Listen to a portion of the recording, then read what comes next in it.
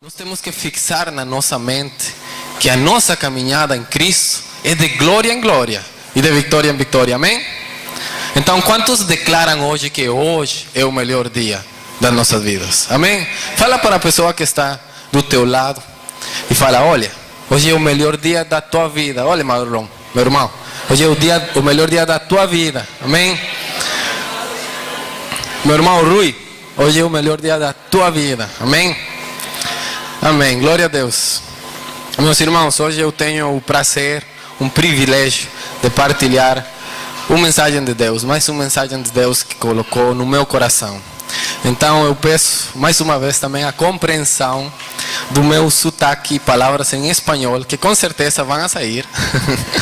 Mas eu espero que a mensagem fique clara, a mensagem eu possa transmitir com as palavras, com o português, o melhor certinho. Eu vou fazer o meu melhor esforço, amém? Irmãos, antes de começar, eu queria orarmos, que fiquemos em pé só mais uma vez, todos juntos como povo de Deus, e possamos orar, estar todos no mesmo espírito. Por quê? Porque se eu não consigo transmitir a mensagem, o Espírito Santo vai fazê-lo, amém? Amém. Pai, no nome de Jesus, muito obrigado. Obrigado porque escolheste esta hora, este dia, Pai, para manifestar a tua glória, o teu poder através da palavra, Pai. Obrigado. Eu te peço, Espírito Santo, para que sejas tu falando através de mim, para que tu, Espírito Santo, fales através de mim e também abras os corações daqueles que vão ouvir esta mensagem, Pai, para que todos ligados, unidos no mesmo Espírito, Pai, possamos ser um contigo, possamos alimentar o nosso espírito, Pai, possamos continuar a transformar a nossa alma e disciplinar o nosso corpo, Pai, porque, como diz a tua palavra, que o nosso espírito, a nossa alma, o nosso corpo estejam irrepreensíveis, incorruptíveis, até a gloriosa vinda de Cristo Jesus. Pai, no nome de Jesus, Espírito Santo, continua a manifestar-te, continua com poder e glória neste lugar. Amém. Amém. Obrigado, irmãos. Podem se assentar. E queria pedir aos irmãos do áudio e do vídeo projetar, se faz favor, o primeiro slide. Obrigado. É esse mesmo. Obrigado. Irmãos, eu coloquei cá 3 questões que a palavra de Deus nos vai responder. A primeira questão: como eu posso ser um discípulo de Jesus? Vamos abrir a palavra que está em Lucas 9:23, que encontramos essa resposta de como eu posso ser um discípulo de Jesus. Para já vamos, antes de ler esta palavra, meus irmãos, discípulo, para quem não sabe, eu sou professor. Igual que o Vilmar, somos professores de matemática. E o nosso trabalho é ensinar, transmitir um conhecimento para alguém. Vocês sabiam que desde a antiguidade, desde antes de Jesus Cristo inclusive, já existia um sistema educativo? E o sistema educativo que existia era o discipulado. Um mestre tinha os seus discípulos e transmitia o seu conhecimento. A herança do mestre ao discípulo era o conhecimento. Era um sistema educativo ao longo de anos. Por exemplo, a escola dos 12 apóstolos, dos 12 discípulos de Jesus, desses primeiros que foram chamados por Jesus Cristo, foi uma escola que demorou por volta de 3 anos e meio com um mestre. Por quê? Porque Jesus Cristo, durante esse período, durante esses anos, caminhou com eles, ensinou a eles e transferiu para eles o seu conhecimento. Estão a perceber? Então, inclusive, João Batista teve seus discípulos, o próprio Eliseu com Elias com Eliseu, Elias o mestre, Eliseu o discípulo. Então, o sistema do discipulado foi o primeiro sistema educativo da história. Inclusive também existiram matemáticos, filósofos como Pitágoras, como Tales de Mileto, e todos eles também era o discipulado que conseguiam transmitir esse conhecimento. Amém? Então, meus irmãos, o próprio Jesus Cristo em Lucas 9:23, está a responder a primeira questão: como eu posso ser um discípulo de Jesus? Ou seja, como eu posso entrar neste sistema educativo, neste sistema de ensino e aprendizagem com Jesus Cristo?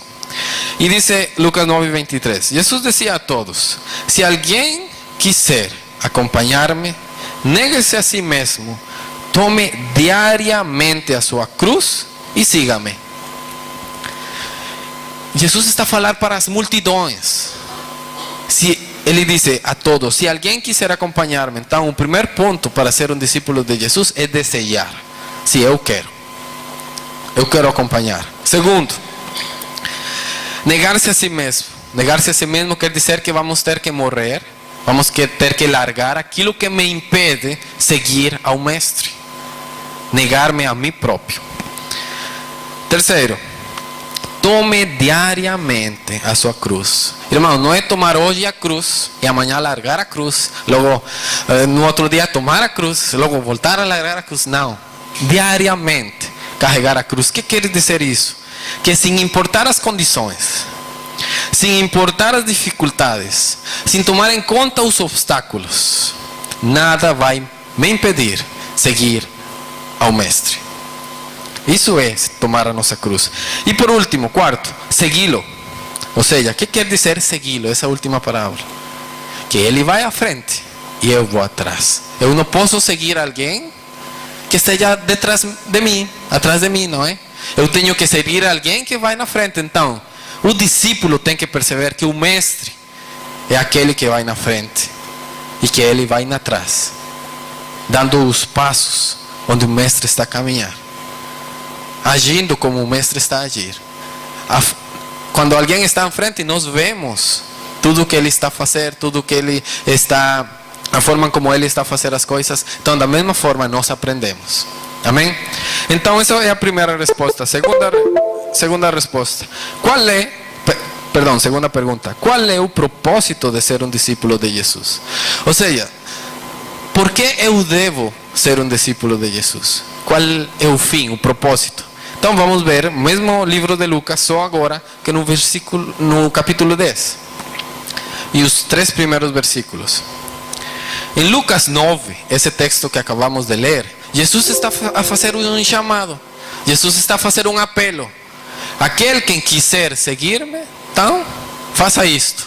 E em Lucas 10 aparece qual é o propósito desse apelo, desse chamado que Jesus fez. Lucas 10, os primeiros 3 versículos, diz assim a palavra de Deus: depois disso, o Senhor designou outros 72 e os enviou 2 a 2 adiante dele a todas as cidades e lugares para onde ele estava prestes a ir.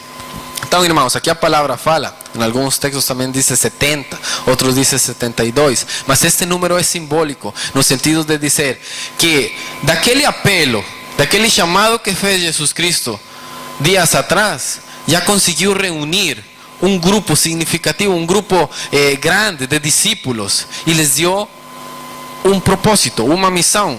Diz que os enviou de 2 a 2 diante dele. Vai na frente a todas as cidades e lugares para onde ele estava prestes a ir. Versículo 2. E lhes disse: a colheita é grande, mas os trabalhadores são poucos. Portanto, peçam ao Senhor da colheita que mande trabalhadores para a sua colheita. Verso 3. Vão, eu os estou enviando como cordeiros entre lobos. Então, Jesus lhes deu uma missão: vão. É tempo de colher. É tempo de trabalhar na colheita. E no versículo 17 desse mesmo capítulo, podem ler mais para frente no capítulo 10, no versículo 17 diz que os 72 voltaram alegres e disseram: Senhor, até os demônios se submetem a nós em teu nome. Ou seja, que estes 72 chegaram ao pé de Jesus Cristo depois da sua missão, alegres, e disseram: até os demônios conseguem submeter-se a nós. Eles já estavam revestidos da autoridade que o Mestre tinha transferido a eles, do conhecimento. Então, o propósito de ser um discípulo de Jesus é ser ensinados por Ele, aprender com Ele e ser enviados. Receber uma missão, pôr em prática todo esse conhecimento que foi recebido. Amém? Terceira questão: para que o discípulo deve ser enviado? Essa resposta forma parte, nós olhamos para ela domingo a domingo, cada vez que entramos na nossa igreja. O para que o discípulo deve ser enviado. Jesus diz: portanto, id e fazei discípulos de todas as nações, batizando-os em nome do Pai, do Filho e do Espírito Santo, ensinando-os a guardar todas as coisas que eu vos tenho mandado, e eis que eu estou convosco todos os dias, até a consumação dos séculos. Irmãos, essas foram as últimas palavras de Jesus Cristo antes de subir ao céu. Depois de ele ter morto, ter ressuscitado, ele já disse: toda a autoridade me tem sido dada nos céus e na terra. E essa autoridade, esse conhecimento, essa unção, eu os transfiro também para vocês, para ir e fazer discípulos de todas as nações. Então, meus irmãos, essas foram as últimas palavras de Jesus Cristo, porque são verdadeiramente importantes. Irmãos, e quando Deus colocou no meu coração, por que falar de discípulos? Por que tocar este ponto do discipulado mais uma vez? É porque verdadeiramente é a mensagem principal de Jesus Cristo. É a mensagem, é a missão de todos nós, de ir e fazer discípulos. Mas há aqui uma grande questão que o Espírito Santo me inquietou, me incomodou. Não podemos fazer aquilo que não somos. Pode passar o seguinte slide, por favor. Não podemos fazer. Não, anterior. Atrás. O que estava antes. O segundo, esse é o terceiro. Não podemos fazer aquilo que não somos. Eu não posso fazer discípulos sem antes eu ser um discípulo. Primeiro eu devo aprender a ser um discípulo, e logo então é que eu vou conseguir fazer discípulos. Eu não posso dar fruto diferente daquele fruto que eu sou. Então aqui a questão, meus irmãos, e o próprio Jesus Cristo, ele alerta isto. Lembram em Lucas 9, não sei se tem ali a palavra aberta. Em Lucas 9 ele estava a fazer um apelo. Leiam, vamos ler agora o verso 25, o que diz Jesus em Lucas 9, 25. Diz: que adianta o homem ganhar o mundo inteiro e perder-se ou destruir a si mesmo? Ou seja, Jesus Cristo está aqui a alertar. Ele está a fazer um apelo. Sigam-me, tomem a sua cruz diariamente, mas atenção, de que adianta o homem ganhar o mundo inteiro e perder-se a si mesmo? Logo em Lucas 10, 20, quando os 72 voltaram, muito alegres a dizer: olha, até os demônios se submetem a nós. Olha a resposta de Jesus Cristo em Lucas 10, 20. Contudo, alegrem-se, não porque os espíritos se submetem a vocês, mas porque seus nomes estão inscritos nos céus. Então Jesus Cristo aqui está a dizer aos seus discípulos: muito bem, fiquem contentes, fiquem alegres, estão a fazer a obra, estão a expulsar demônios, estão a curar enfermos, mas ocupem-se, estejam alegres, estejam conscientes de que os seus nomes estejam escritos nos céus. Então, irmãos, em resumo, não podemos dar fruto daquilo que não somos. Não podemos fazer aquilo que eu não sou primeiro. Então, meus irmãos, próximo slide, faz favor. Portanto, segundo o que a palavra nos revela, somos chamados a ser discípulos e viver como discípulos de Jesus. Portanto, o qual devemos ter um coração de discípulo. Seguinte slide. E essa é a mensagem, este é o título que Deus colocou no meu coração para falar hoje, nesta manhã. Coração de discípulo. E agora eu vou falar de 3 aspectos. Como avivar o coração de discípulo que há em mim. Quantos querem hoje ser discípulos de Jesus? Hoje renovar os votos do discipulado com Jesus. Consagrar mais uma vez, mais um dia, tomar a nossa cruz de hoje e dizer: Jesus Cristo, eu quero ser o teu discípulo. Eu quero ter um coração de discípulo. Irmãos, vamos fazer uma experiência. Vou convidar, por gentileza, a fechar os seus olhos. Fechem os seus olhos. E com a mão direita, coloquem a sua mão direita no peito.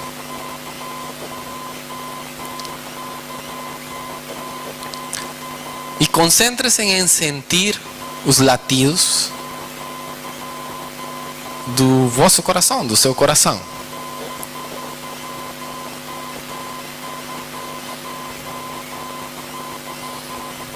Tentam sentir a rapidez, as palpitações.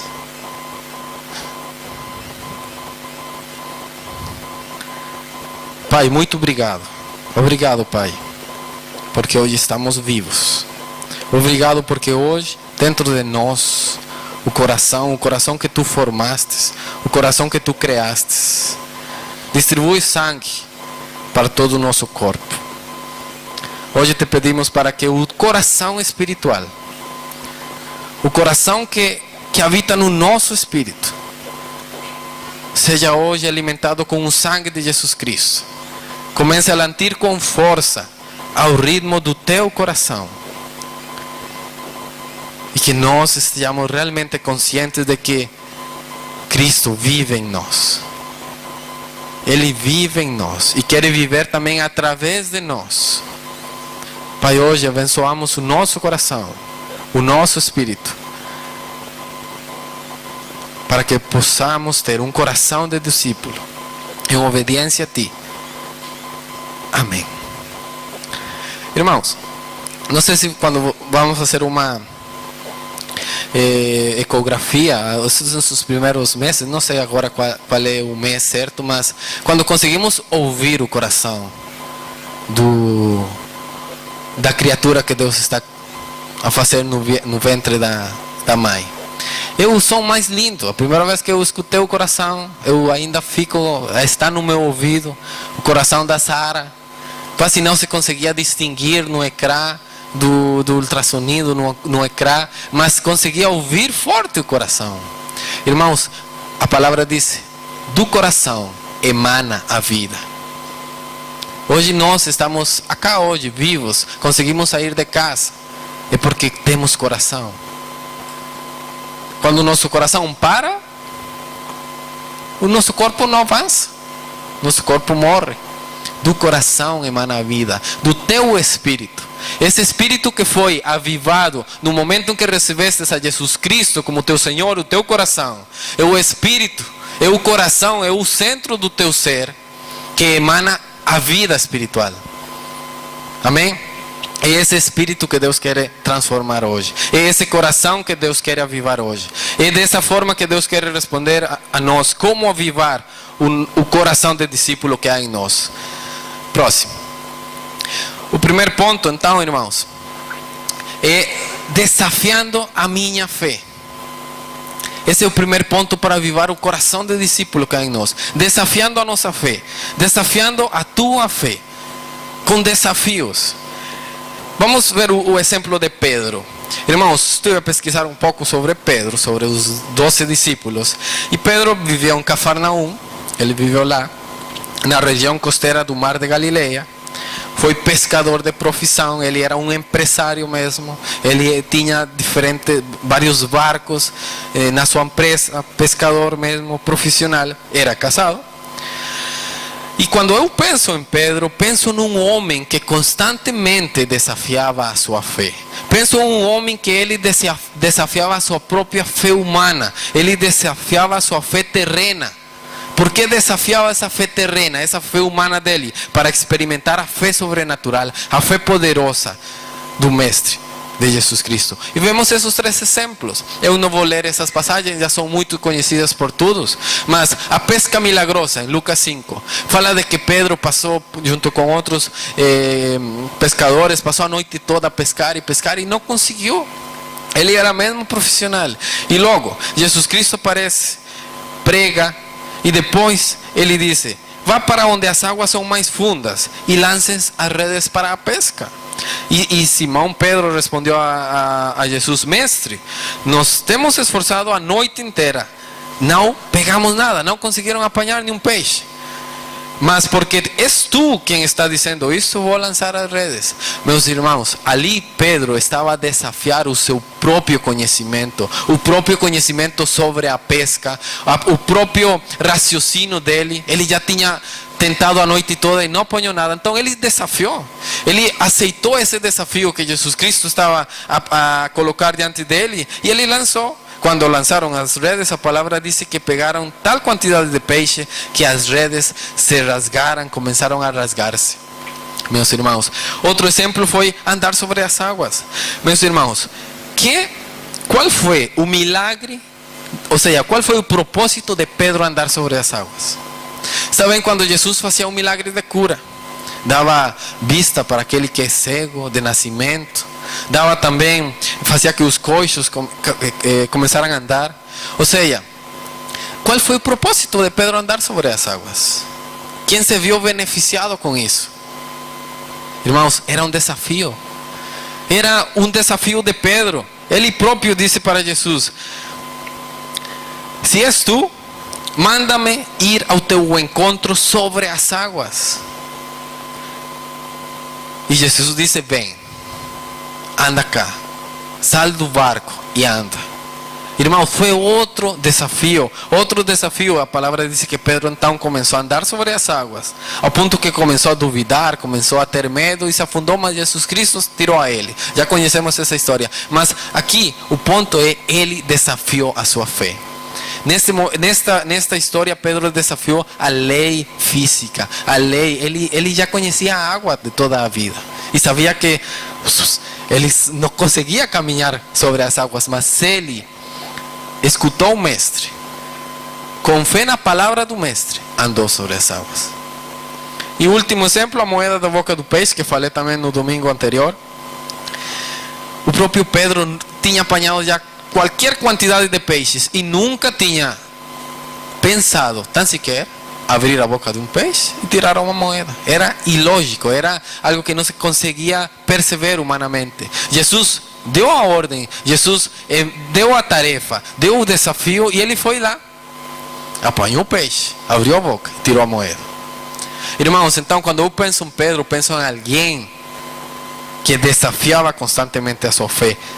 E hoje, meus irmãos, para avivar o nosso coração de discípulo, temos que prestar muita atenção, estar prestes a ouvir a voz do mestre, e que ele nos está a colocar os desafios.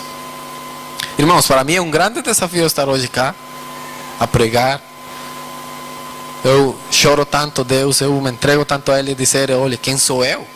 Como eu falei também domingos atrás, eu recebi Jesus Cristo no meu coração no 2012 e estamos no 2018. 6 anos tem passado, mas a transformação de tudo, desde como eu cheguei até hoje, tem sido muita. Por minha causa? Não, por causa dele na minha vida. Então, irmãos, desafia a tua fé. Quais são os desafios que Deus está a colocar-te hoje para avançar? Próximo slide, por favor. O discípulo resolve os desafios que o mestre manda para fazer. Os fins de semana, que perguntam os pais aos filhos? Já fizeram os trabalhos para casa? Porque o professor dá trabalhos para casa, para continuar a aprender, para continuar a avaliar o seu desempenho. Da mesma forma, eu tenho certeza que cada um de nós hoje tem trabalho para casa que Jesus Cristo já mandou para fazer, e que muitas vezes fica ali no cantinho, mas o Pai está hoje, o nosso Pai, a dizer: já fizeram o trabalho para casa. Ele já nos deu desafio a todos, ele já nos desafiou, agora toca a nós resolver esses desafios. E dessa forma o discípulo cresce em maturidade, fortalece a sua fé no mestre e opera e vive de acordo com essa fé. Então, desafiando a nossa fé é o primeiro ponto. Desafiando a nossa fé é o primeiro ponto para avivar esse coração de discípulo, para pôr em prática, para funcionar o ensino do mestre. Amém? Segundo ponto. dando testemunho da minha fé. Alguém com um coração de discípulo dá testemunho da sua fé. Quando alguém anda muito com outra pessoa, começa a adquirir a personalidade, começa a fazer as coisas do mesmo jeito, começa a imitar. Inclusive a palavra de Deus diz: sejam imitadores de Deus. Quer dizer que para ser imitadores de Deus, temos que andar com Ele, conhecer Ele, saber como Ele quer fazer as coisas e fazê-lo desse jeito, e assim damos testemunho da nossa fé. O caso de Mateus. Mateus também é referido na Bíblia como Levi. E Mateus era um publicano. O que é um publicano? Um publicano era um cobrador de taxas, de impostos, que estava a serviço do Império Romano. Então, Mateus era alguém academicamente profissional. Ele era um recolector de impostos. E essa classe de trabalhadores era desprezada por todos os judeus, porque ele estava ali para cobrar impostos a ele. Então, odiavam mesmo essa classe de trabalhadores, os judeus. Mas também gostaria de pesquisar que então, devido a estas características de Mateus, provavelmente era uma das pessoas mais cultas, mais de aprendizagem, de mais conhecimento acadêmico de todos os outros discípulos de Jesus. Mas Jesus viu nele algo muito importante em Mateus, que a palavra nos vai revelar agora. Ele disse que estava na alfândega, lá nas proximidades de Cafarnaum, estava ali a cobrar os impostos.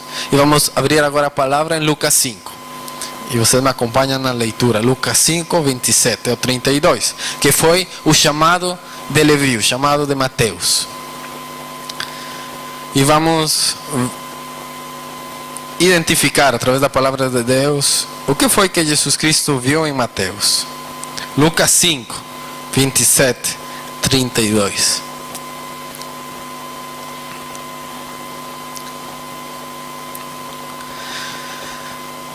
Amém. Glória a Deus. Versículo 27. Depois disso, Jesus saiu e viu um publicano chamado Levi sentado na coletoria e disse-lhe: siga-me. Levi levantou-se, deixou tudo e o seguiu. Verso 29. Então Levi ofereceu um grande banquete. Podem dizer comigo: grande banquete. Levi ofereceu um grande banquete a Jesus em sua casa. Havia muita gente comendo com eles, publicanos e outras pessoas. Verso 30. Mas os fariseus e aqueles mestres da lei que eram da mesma facção queixaram-se aos discípulos de Jesus, dizendo: por que vocês comem e bebem com publicanos e pecadores? Olhem que pergunta: por que comem e bebem com estas pessoas que odiamos, que nos cobram impostos, com estes pecadores? E vamos ouvir a resposta de Jesus. Verso 31. Não são os que têm saúde que precisam de médico, mas sim os doentes. Eu não vim chamar os justos, mas pecadores ao arrependimento. O que Jesus viu em Mateus foi pecado. O que Jesus viu em Mateus foi alguém odiado pela sociedade. Mas Jesus responde: eu não vim chamar os justos, aqueles que se acham justos. Eu vim chamar os pecadores, os que precisam de salvação, aqueles que se querem arrepender. Irmãos, então, eu pessoalmente me identifico tanto com Mateus. Por quê? Porque quando Jesus chegou ao pé da minha vida, eu me senti não merecedor, não digno do seu amor, do seu perdão. Mas Ele me disse: é a ti que eu estou escolhendo, é a ti que eu estou chamando, pecador, sujo. Porque eu quero entrar na tua vida, restaurar a tua vida. Irmãos, e então Mateus entendeu isto. Mateus viu em Jesus Cristo a porta à sua salvação. Mateus viu em Jesus Cristo uma opção diferente do que a sociedade, do que o mundo tinha dado para ele, um cobrador de impostos para o Império Romano. Não, ele viu uma coisa diferente, ele viu vida eterna. E então por isso o seguiu, mas não só ficou ali.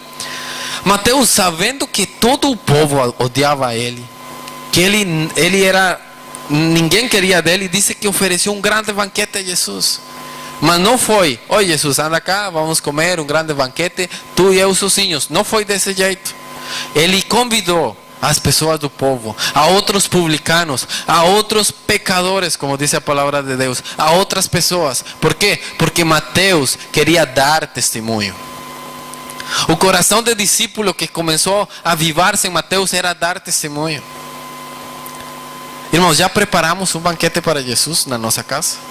Preparar um banquete para Jesus é preparar um banquete para convidar aquelas pessoas que ainda não têm Jesus no seu coração.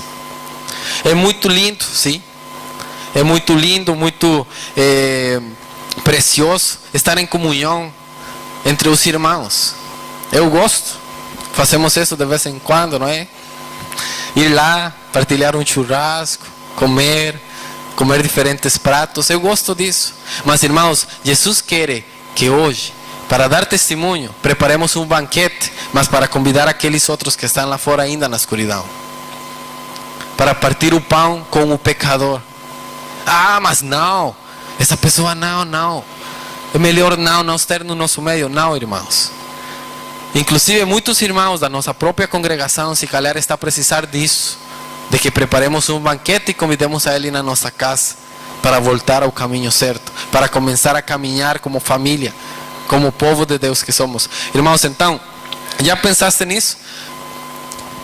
Já pensaste em preparar um banquete para ele na tua casa? Em preparar um banquete para Jesus na tua casa e convidar a outras pessoas, mas pessoas que ainda não conhecem o que já tu conheces, que é a vida eterna de Jesus Cristo, que é o amor e o perdão. Por quê, irmãos? Porque quando Jesus chega à nossa vida, Ele vem já com um banquete preparado para nós. Um banquete de graça, de perdão, de misericórdia, de amor, de saúde. Tudo isso está já no banquete que Ele nos preparou. Mas muitas vezes nos acostumamos só a desfrutar do banquete de Jesus. Nos acostumamos a viver das bênçãos dEle. A desfrutar desse banquete. Mas como discípulos devemos aprender a entregar-nos por amor aos outros, a entregar-nos e preparar-nos um banquete para os outros. É assim como nós também amamos a Deus, porque foi isso que Jesus disse: ame a Deus com todo o teu coração, com toda a tua alma, com todas as tuas forças, mas também ame ao próximo, ame a teu irmão, ame a tua irmã, porque da forma como nós exprimimos o amor a Deus. Irmão, vamos ver o seguinte exemplo, que é o poder da multiplicação, e que tem que ver com isto do banquete. Vamos abrir a palavra em João 6. João 6, o verso 10 e 3. 10 ao verso 13. João 6, 10.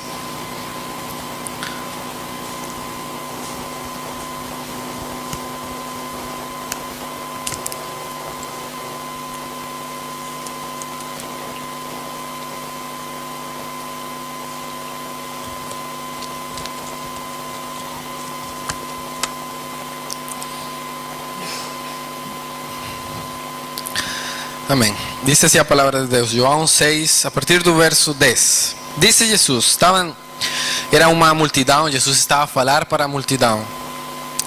E as pessoas precisavam comer, tinham fome, eram muitos, mais de 5.000 pessoas. E Jesus disse, mandem um povo a sentar-se. Havia muita grama naquele lugar e todos se assentaram, eram cerca de 5.000 homens. Então Jesus tomou os pães, deu graças e os repartiu entre os que estavam assentados tanto quanto queriam, e fez o mesmo com os peixes. Eram uns quantos pães? Eram uns quantos peixes? 5 pedaços de pães eram. E ele se abençoou para alimentar a mais de 5.000 pessoas. Então os discípulos receberam outro desafio. Só com esses poucos pães, só com esses poucos peixes, tinham que alimentar a mais de 5.000 pessoas. Depois que todos receberam o suficiente para comer, disse aos seus discípulos, ajuntem os pedaços que sobraram. O quê? Olha, irmãos, sobraram. Eram só 5 pães. E sobraram. E Jesus está dizendo, ajuntem os pedaços que sobraram, que nada seja desperdiçado.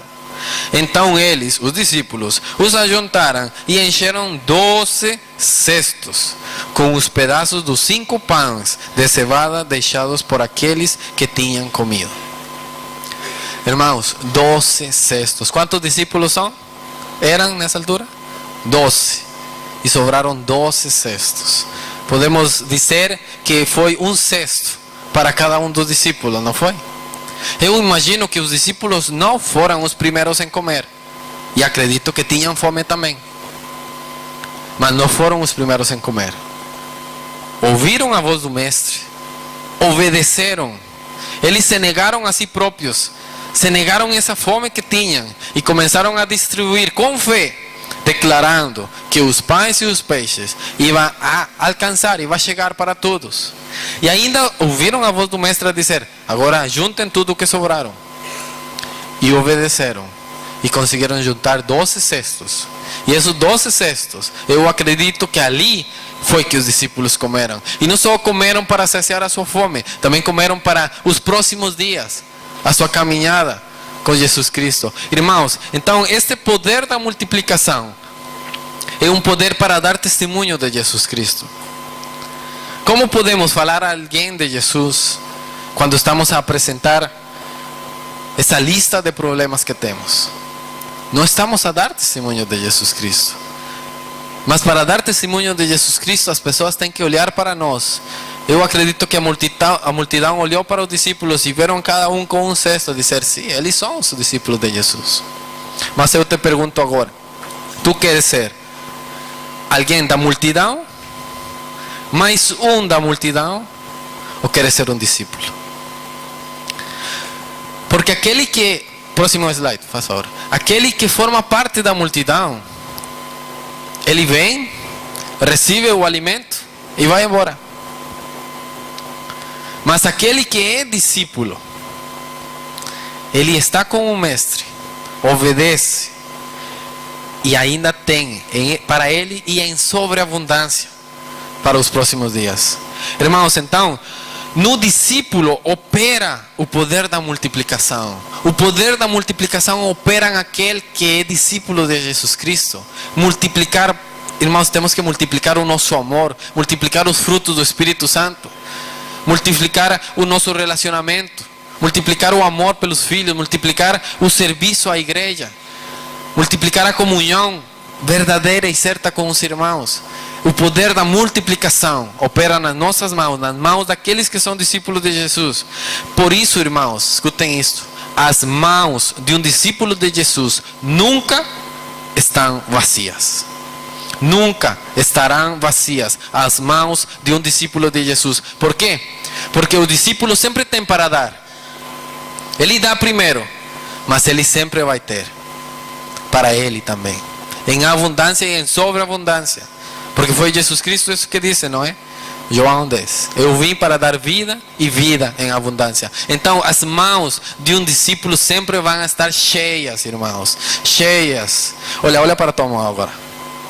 Pega essa mão direita, essas mãos, as duas mãos, olhem para essas duas mãos. Imaginem que estão cheias mesmo. De que estás a precisar? Está ali nas tuas mãos.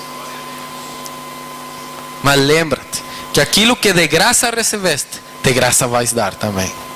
Então aquilo que Deus vai colocar nas tuas mãos é quando tenhas o coração certo, que não é para a tua vanglória, não é para alimentar o teu orgulho, não é para alimentar a vida vana que o sistema social oferece. Não, aquilo que Deus vai colocar nas tuas mãos é para ser bênção na tua vida e no reino de Deus, é para colocar no serviço do reino de Deus.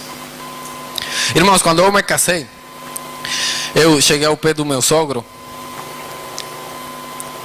Eu era ainda mais criança do que sou agora. Era a terceira vez que eu estava com meu sogro. A primeira vez foi que estava ali, conhecendo o ambiente. A segunda vez foi um namorado aceite. E na terceira vez estava já a pedir em casamento a Deus.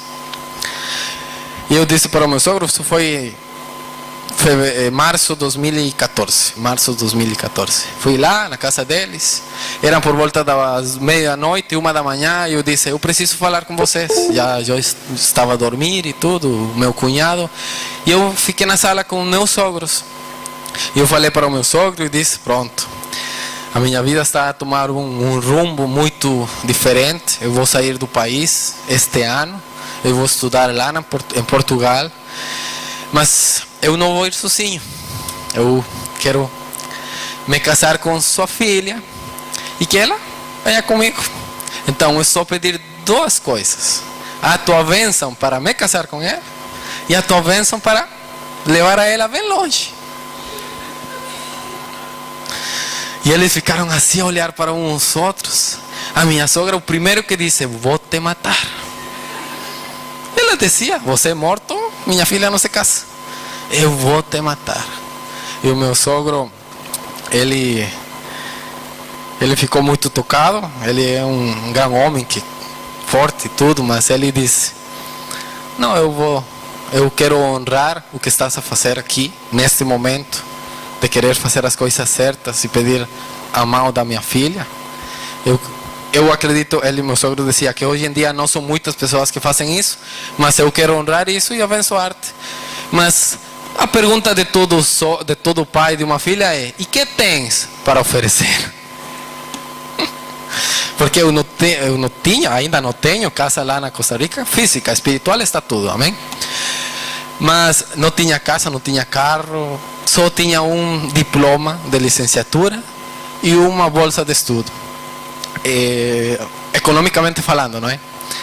Mas eu falei, a resposta que dei para o meu sogro, disse: olha, meu sogro, eu vou fazer um voto agora cá, diante de ti, que logo irei fazer para minha futura esposa. Falei nessa altura: olha, minhas mãos, tudo que Deus colocasse nas minhas mãos, eu vou partilhar com a tua filha. Tudo que Deus vai colocar na minha mão é para ela também. Nada vai ser só para mim, é para ela também. Então meu sogro ficou muito contente. E então disse: então a orar muito, meu irmão, a orar muito. Meus irmãos, o que Deus vai colocar nas tuas mãos, eu não sabia naquela altura o que Deus ia colocar, e eu ainda tenho muitos anos pela frente, igual que vocês. Ainda Deus, se já Deus colocou coisas nas tuas mãos, irmãos, ainda não imaginam, vai colocar ainda mais, amém? Ainda mais nas tuas mãos, mais para a tua família, mais para o teu trabalho, mais para o teu futuro profissional, mais para tudo, irmãos, para os teus filhos, ainda mais. Assim que essas mãos sejam fortes espiritualmente, porque estás a carregar nas tuas mãos tudo o que Deus vai colocar contigo. Mas Ele quer que o coração teu seja o certo. O coração teu seja um coração de discípulo, um coração que sabe que o que vai receber é porque vem dele, e é para ele, e volta para ele, e para partilhar com aqueles outros, amém? Os nossos frutos, através dos nossos frutos, nós damos testemunho de que somos discípulos de Jesus. Este ano 2018, que a partir de amanhã começa outubro, novembro, dezembro, 3 meses, o último trimestre de 2018. E se já deste fruto, vais a dar ainda mais, amém? E se ainda não deste o fruto que querias dar no início do ano, prepara-te, porque vai ser o teu melhor trimestre do ano, amém? Então, irmãos, João 15:8 diz: meu Pai é glorificado pelo fato de vocês darem muito fruto, e assim serão meus discípulos. Irmão, estes últimos 3 meses é para que todas as pessoas olhem para os nossos frutos e possam falar: estes são discípulos de Jesus, amém? Terceiro ponto, e já com este acabamos: como avivar o nosso coração de discípulo? Vivendo pela fé em intimidade com Jesus Cristo. Primeiro ponto, desafiando a minha fé. Segundo ponto, dando testemunho da minha fé. E terceiro ponto, vivendo pela fé em intimidade com Jesus Cristo. Irmãos, quando pensamos num discípulo íntimo com Jesus, a tradição cristã aponta para João. João, irmãos, é conhecido tradicionalmente como o discípulo amado. E por que o discípulo amado? Porque foi um dos discípulos mais próximos de Jesus Cristo. Ele era irmão de Tiago, também era um dos 12, também era pescador. Foi um líder muito importante na igreja de Jerusalém. E escreveu vários livros. Escreveu o Evangelho de João, as 3 epístolas, primeira de João, segunda de João, terceira de João e Apocalipse. 5 livros do Novo Testamento. Irmãos, e vamos ver esses exemplos que já todos nós conhecemos, que mostram que João foi um dos discípulos mais íntimos com Jesus. Para começar, na ceia de Páscoa, a palavra diz em João 13, 22, que um deles, o discípulo a quem Jesus amava, estava reclinado ao lado dele. Nessa ceia de Páscoa, estava Jesus, os outros discípulos, uns à esquerda, outros à direita, se calaram uns à frente dele. Mas este discípulo quem Jesus amava, João, a palavra diz que estava reclinado em Jesus. Inclusive, foi no momento que, inclinando-se, lhe perguntou: Senhor, quem é aquele que vai te traiçoar? Aquele que vai te trair. Então, logo no Monte de Getsemane, Pedro, Tiago e João foram também aqueles que acompanharam a Jesus neste momento de oração, neste momento de entrega, de angústia que Jesus estava a passar. João estava perto dele. Na morte de Jesus, a palavra diz que o discípulo quem ele amava, em João 19, disse: aí está o seu filho. E ao discípulo, aí está sua mãe. Estava a referir a João. Ou seja, havia tanta intimidade com João, que estava a dizer Jesus a sua própria mãe: Maria, ali está o teu filho, João. E a João está a dizer: ali está a tua mãe, Maria. Então, não é a qualquer pessoa que Jesus ia falar essas palavras. Era porque verdadeiramente estava em intimidade com João, e João em intimidade com ele. Inclusive na ressurreição de Jesus, em João 20, diz que o primeiro discípulo que foi, inclusive até mais rápido que Pedro, o primeiro discípulo que foi correndo ao teu túmulo, ao teu sepulcro, foi João. Ele chegou primeiro e olhou dentro do túmulo que estava vazio. Então havia um relacionamento de amor forte entre João e Jesus Cristo. Irmãos, e esse é o terceiro ponto. A intimidade fortalece o nosso relacionamento com Jesus. A intimidade se manifesta nos momentos mais difíceis da nossa vida. A intimidade se manifesta com alguém, é o vínculo perfeito. Próximo slide. A intimidade é o vínculo perfeito e o vínculo principal de qualquer relacionamento de amor. Então, se hoje nós dizemos que amamos Jesus, temos que vincular esse amor, temos que perceber que esse amor deve estar ligado com a intimidade. Como podemos exercer a nossa intimidade? Orando. E vamos ler Mateus 6, 5. Mateus 6, 5.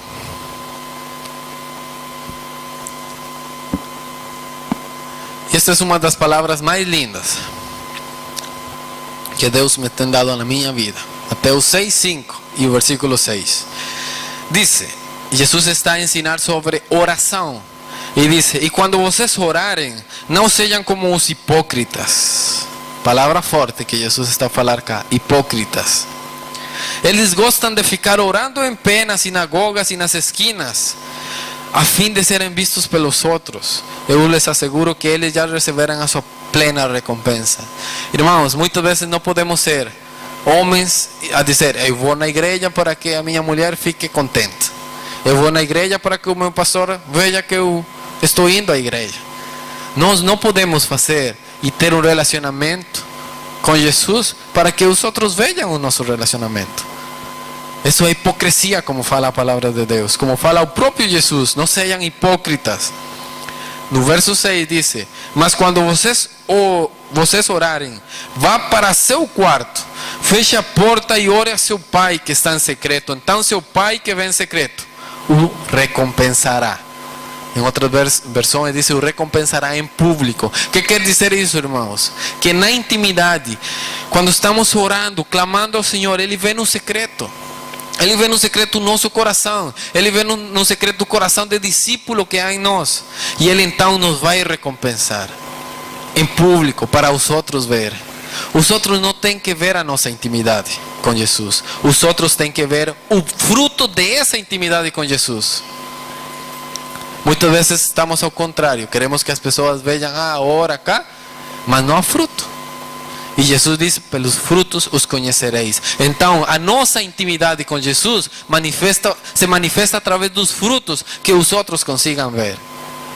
E através dos frutos, como vimos há pouco, deem muito fruto, e assim serão os meus discípulos, como disse Jesus em João 15.